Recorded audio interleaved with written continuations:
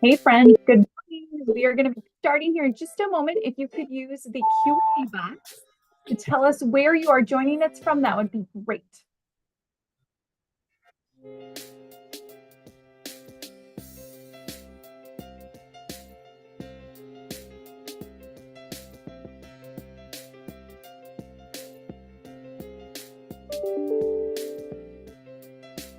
Oh, awesome. It looks like we have the Minnesota Virtual Academy kindergartners back, Monaga Elementary, Miss Wolf's first graders at JFK. We're glad you're here. Miss Seeger's kindergartners from Red Lake Falls, Miss Ruin's fifth graders from Lanesboro. So glad you guys are joining us this morning. We have an exciting virtual field trip for you.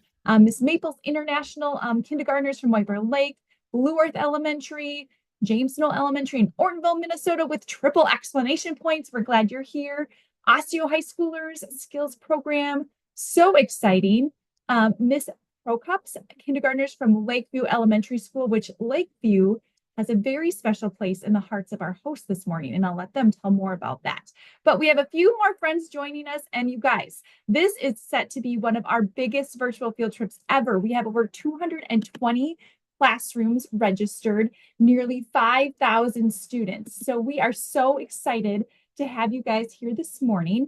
And I love seeing everyone entering their school and grades in the Q&A. That is going to be our friend today. So as we dive into this virtual field trip, please use that Q&A box to share questions that you have. And like I said, with so many classrooms and students, we're so glad that you're here, but we probably will not have a chance to ask all questions. But please put the things that you're wondering, pondering in that Q&A box, and we will ask as many as possible. So it is 10:02. We are going to get started because we have a really exciting virtual field trip planned for you this morning. My name is Sue Knott, and I'm an education specialist with the Minnesota Agriculture in the Classroom program. And my colleague, Carrie Seidel, will be doing the technology for us today. So hopefully we won't need to call on her too much. Hopefully we have smooth sailing, but she's here. Our camera person today is named Ethan Mathis. We probably won't see him much, but he is going to be doing some fantastic camera work. And our host is Hunter Kvistad. He is owner of Kvistad Turkey Farm near Wood Lake, Minnesota. And we're so excited. He was our host 2 years ago, and back by popular demand, we are traveling to Hunter's farm virtually to learn about how turkeys are raised in Minnesota. So Hunter, good morning. How are you? Howdy, howdy, howdy. Good, good, good. Very good day here in the barn. Excellent, excellent. Well, tell us a little bit about your farm and about these turkeys. All right, so the turkeys we got today, they are 4 days old only. I got these birds on Saturday morning. So in this barn, I got 40,000 of them. That's a lot of turkeys. So this barn, it's the size of a football field. It's 360 feet long and it's 68 feet wide, and it's 100 degrees in here today. The turkeys like it hot, so that's typically so what we do is when I got the baby birds last Saturday, um I started the barn at 103 degrees, and I go down 1 degree a day until I get to about 74, and then that's where they like the temp for the rest of the time I have them. What do you want to see first, Sue? Okay. Sorry, I was muted. Here I am. I was muted. I don't know why. Okay. Hunter, tell us about Yeah. the turkeys. If you could give us a close up, Ethan, if you could Oh, get really close and tell us show about over here. what is Show these unique. guys. Yeah, tell us about these turkeys. What's unique about these? These are, that's a good question, Sue. What's unique? These are white turkeys. So like your wild turkeys are your brown turkeys that you see. These turkeys are all white, and these are meat birds. So these are the type of turkeys that will be on your Thanksgiving table, on Thursday. So I raise Thanksgiving birds. So I'll have these birds for 12 weeks. And then when I sell them, they'll weigh about 16-ish pounds plus or minus a pound, and then I'm gonna sell them to Genio in Melrose, Minnesota, and that's where they'll get processed and shipped out all across the country, across the world, to a lot of hungry folks. Awesome. So tell us about these. I think you mentioned, but maybe you haven't. We don't Let's go call over here, baby Ethan. turkey. We don't call baby turkeys chicks. We call them something Yes. else. So tell us that. These are baby chickens, are chicks. Baby turkeys are poults, Poults. So you got poults, and then these are all girls. Every one of these turkeys in the barn are girls, and a girl turkey is a hen. And then a male turkey is a tom. I don't have any toms. I got hens. I got a lot of baby girls. So that was So, a question. Why did you raise boys or yep, girls, or both, yep. and why? Um, I just raise girls because I like raising girl turkeys.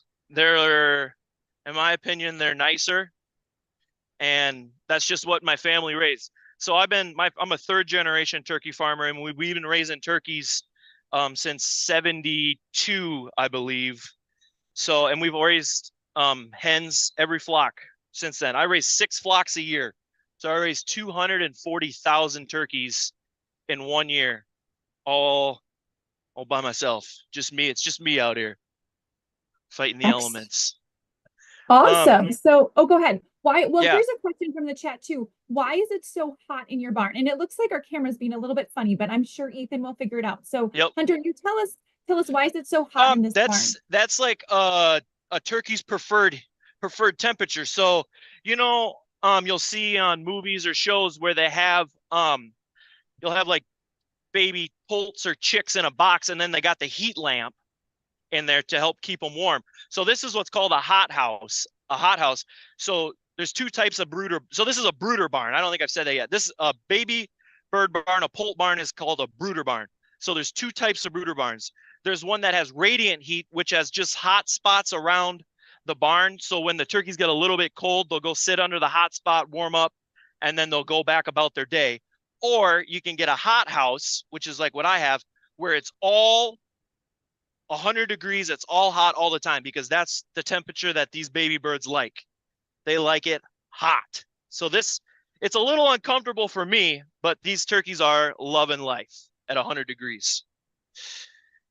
Excellent. Well, it's nice and warm when it's cold outside. And thank you, Ethan, for Yes. working through it. Sometimes our camera spins weird, but it looks like he troubleshot that. So we do have a bunch of questions in the chat about what do these turkeys eat and how much water do they drink? Do they need to drink a lot of water since it's so hot in? No. I mean, they don't drink an abnormal amount of water. They do drink, they'll probably drink a couple 100 gallons a day as babies, but but um, that's not excessive or anything like that. When they get really big, they're drinking thousands of gallons a day. But I mean, right now they're drinking a couple hundred, I would say, a day.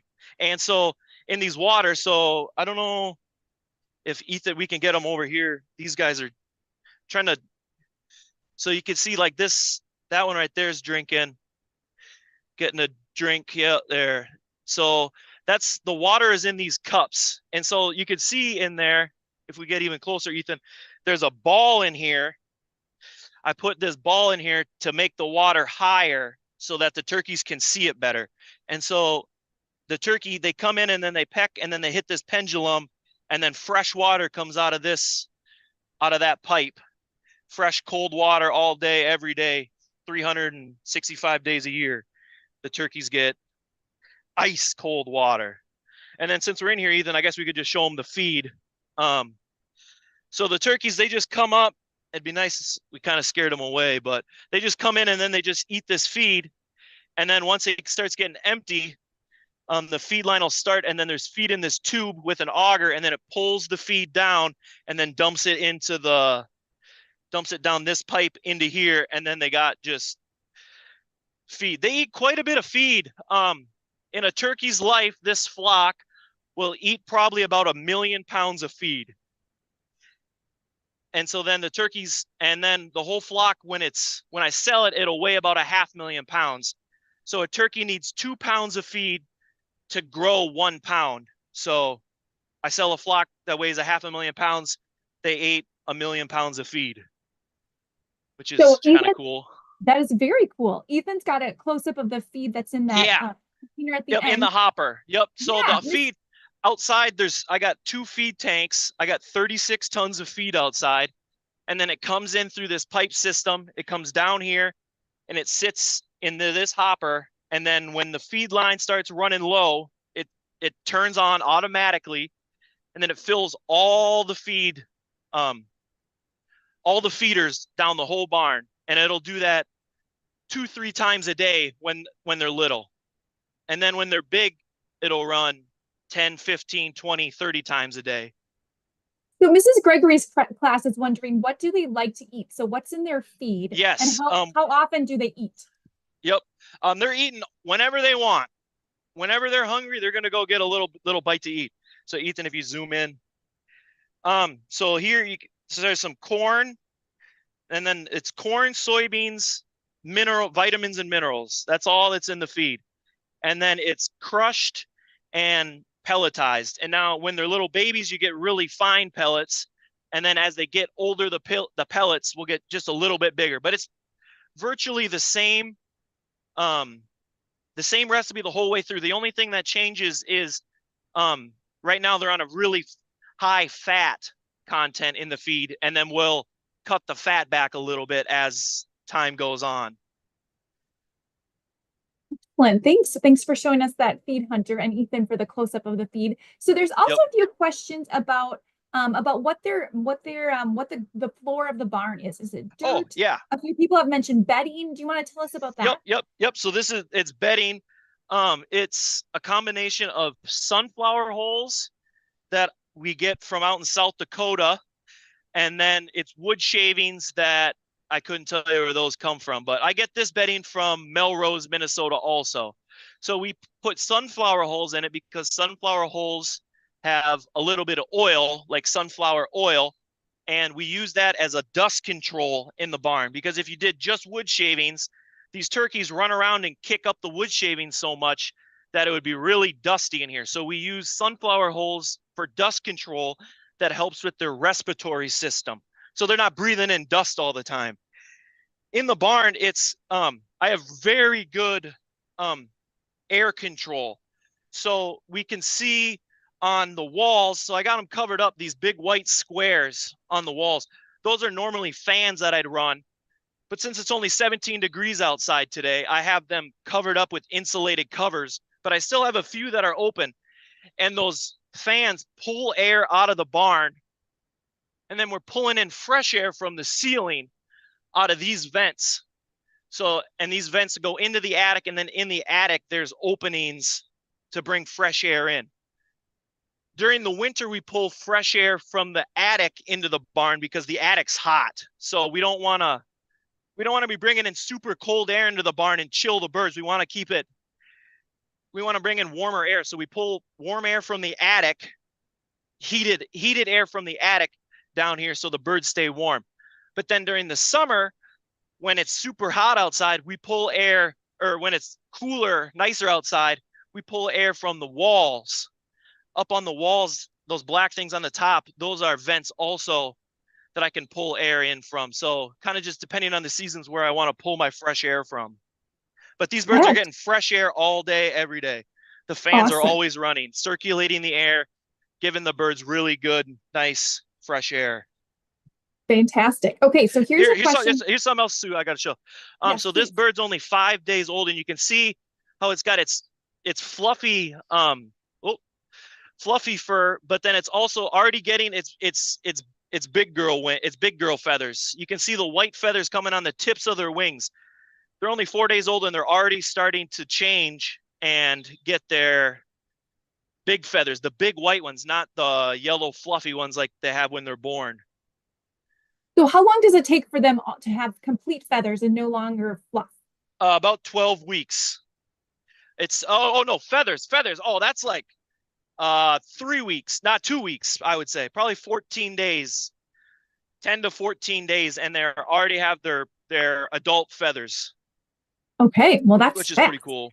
Yeah. So Cambridge Isanti STEAM fourth graders are curious, Hunter, what precautions do you have to take to keep the turkeys healthy? And I feel like the air that you mentioned, that's probably one thing. But what else do you do to keep them healthy?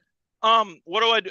So every morning when I come, well, actually, if we go into the service room where the day starts, I can show what I'm doing every day. So, um, so every day it's a lot nicer temperature in here. Every day I come in and I leave my outside shoes outside, and then I come in and then I put on my rubber boots, and Ethan's got a pair of rubber boots on too. And then so that's one form of biosecurity that I do. I keep all outside shoes that I may be tracking something on my feet outside. These boots never leave the barn, and then I'll do some stuff in here. And then when I go into the barn, I got to step in this tray that I have, and this has it's just water and a disinfectant, Synergize. So I dip them in there, and then so anything that maybe I happen to accidentally track in, I get it off my shoes, and then I get a pump of hand sanitizer, and then I'm in the barn and I'm good. I'm always wearing clean clothes when I come to the farm to start the day. I don't so if I go to another farm or if I'm out doing something, I always like to change my clothes before I come back to the farm and come in the barn, because I don't, you never know what you got on you. Bacteria is really small and I can't see it.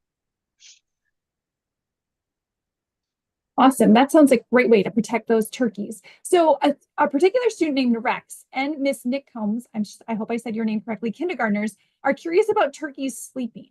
Do they sleep at night? Do they sleep in the day? Do they have a special place they go to sleep? Yeah. Tell us about Yep. turkeys and their sleep. Yeah, so turkeys, as babies, they sleep a lot. They only wake up, eat, drink, and then go right back to sleep. Ethan's zooming in. There's one sleeping right there. He's kind of he's waking them up. So they sleep most of the day right now. And then as they get older, they'll sleep a little bit. They're little babies. Babies sleep all the time, But yeah, no, they just kind of sleep wherever their heart desires, would be the best way to put it. Miss Wolf's class is curious if these baby turkeys gobble. No. Well, tom turkeys gobble, hen turkeys click. That's kind of a misconception. But no, I would say baby turkeys, they don't have their, we'll just call adult voices yet. And it's a peep. They're peeping. They're peeping all day, every day. You probably just can't hear it because the noise canceling, but they're peeping away in here. Excellent, excellent. Okay, so there have been many questions about turkeys if they can fly. So what can you tell us, Hunter, about these turkeys? Do they fly around once they get bigger? No, these turkeys do not fly. Turkeys don't really fly. Some wild turkeys, they kind of glide, but market turkeys do not fly. You said wild turkeys sometimes do. That was another question, which I can't find at this moment, so I don't know which student asked it, but what's the difference between these turkeys that you're raising and the wild turkeys that we might see like in a field or on the side of the road? Yeah, so this is your commercial turkey. This is going to come out to be a big white turkey. And then your wild turkeys are your brown and black and all those, that type, the ones you see on the side of the road. This is a commercial bird. It's white, and then it's been bred to grow a little bit faster than a wild turkey does. So these are hungry birds, so they grow fast. So when you say commercial, is that what you mean? They're breeding, their genetics let them grow really fast? No, I wouldn't say, but yeah, they're bred so that they grow to be a big, beautiful commercial, like a table bird. Sure. Okay, fantastic. So there's a few questions, Hunter. Why are the turkeys in two kind of separate pens Okay. or like Yes. rings? Yes. Okay. Good question. Good question. So we got so what we're doing with the pens here. So these are called rings, as I call them. And each ring has 5,000 turkeys in it. There's 8 rings total. And so what I do with this is the turkeys are so small and they've never encountered feed or water because they're only 4 days old. So I put them in these rings to keep them closer to the feed and water. I want them to stay close to the feed and water so that they don't get lost in the barn, or it's just to make their lives easier, because they're a little bird and it's a big barn. So that's why we put them in rings, so that we keep them closer to the feed and water, so that they can learn what the feeders look like, the waters look like, and all those type of things. It's just a way that I teach the turkeys how to survive, how to live. And then do you expand the rings after Oh, the yeah. So, okay. Yep. Okay. I suppose I could. So tomorrow I'm gonna take out half of these dividers, and so then I'll have 10,000 birds in each section. And then in a couple days, I'll expand the rings out to the wall, give them a little more room. And then in a couple more days, I'll make them even bigger. And then after about 2 weeks, I'll pick up all the cardboard and then I'll build a wall out of plywood on the end here just to keep them out of the equipment and stuff that I have. And then they'll have free range of the whole barn. So it takes them about 2 weeks to get trained for feed and water and how to, and then I trust them enough, and then I'll pick up all the papers, pick up all the rings, and then they'll have free range of the barn to do whatever they want to do. Okay, so they sort of grow into their space, kind of. Yes, yep, Okay. yep. That's a good way to put it. Very cool. Okay, Hunter, we have Miss Zitzau's class and Miss Gregory's class are both curious. Will these turkeys stay white, or do they get darker or change color as they get older? Nope, they just stay. So right now, maybe you can't tell on camera, but they're a little bit more yellow. But they'll get white feathers and they'll stay white their whole lives. They'll never change colors. And then another thing that we could talk about. So this barn, the brooder barn, this barn, they're only in here for 4 weeks. And then we start loading them all up on a trailer.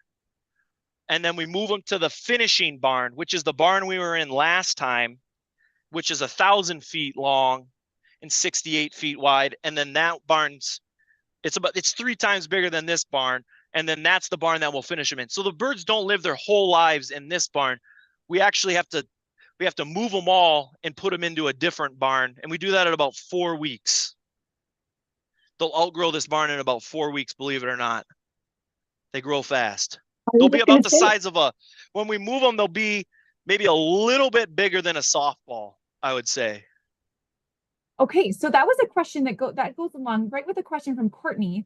She's wondering, how do you transport the turkeys from one barn to another barn, or from one place to another Yep. place? Yep. So I got 2 trailers that I hook up behind tractors, and it's a 30-foot trailer. It's 6 feet wide, and it has a canvas conveyor belt on the bottom. And me and Ethan comes back over, and I hire my parents come and a couple other people. And then we build like a funnel system in here. And then we walk the birds up to the trailer, and then we run the conveyor belt a little bit, and then we'll fill it up. We can get couple hundred birds on a load, and then we'll close the trailer, bring it over to the finishing barn, and then unload the birds there. Then we put the trailer back down, run the conveyor backwards, and let the birds off. And then it'll take us about 30 to 40 trailer loads to get them over there. It's about half a day it takes us. It's a lot of work. It does. It sounds like it's a lot of work. Okay, so this is a question from Miss Smith's third graders at Lakeview Elementary, which is the elementary school that both you, Hunter, and Yep. Ethan attended, which I Yep. think is very fun. We have Yep. 5 or 6. Shout out Lakeview. Go Yeah, we Lakers. have 5 or 6 classrooms joining us. So hello, Lakeview. So It's a glad great you're day to here. be a Laker. Awesome. So Miss Smith's third graders are curious, how long does it take you to do turkey chores, and how many times a day do you need to do those chores? Yep. So I do majority of the work right away in the morning. Um, when I get out here, I'll get out here. Typically, I'll like to be out here between 7 and 8-ish, depending on how late I want to sleep in. So I get out here, and what I do is I got to walk up and down the barn between every one of these alleys. I got to walk up and down them, and I'm looking at every feeder, every water. I'm looking at all the birds, looking at bird health, making sure they got feed, they got water. I'm looking for any signs of distress or a hurt bird or anything of that nature.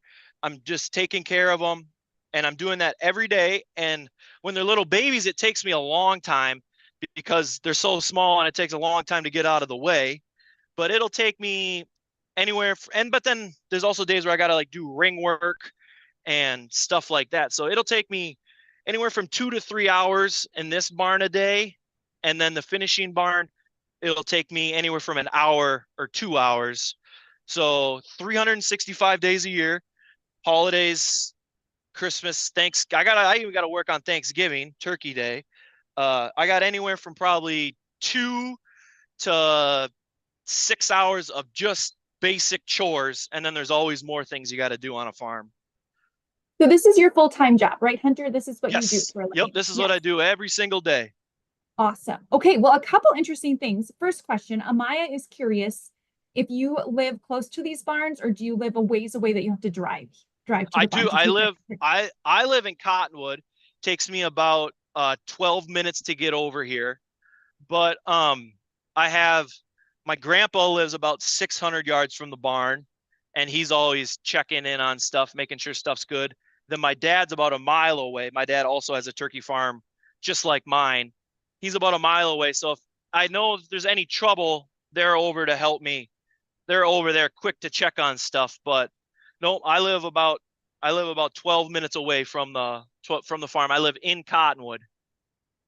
Okay, excellent. Good to know. Thanks for that question, Amaya. So here's a shout out, Hunter. Ortonville third graders, the teacher, Miss Bearden, says that your cousin Connor is Yes. in the class and he's Yes, helped build Connor. this barn.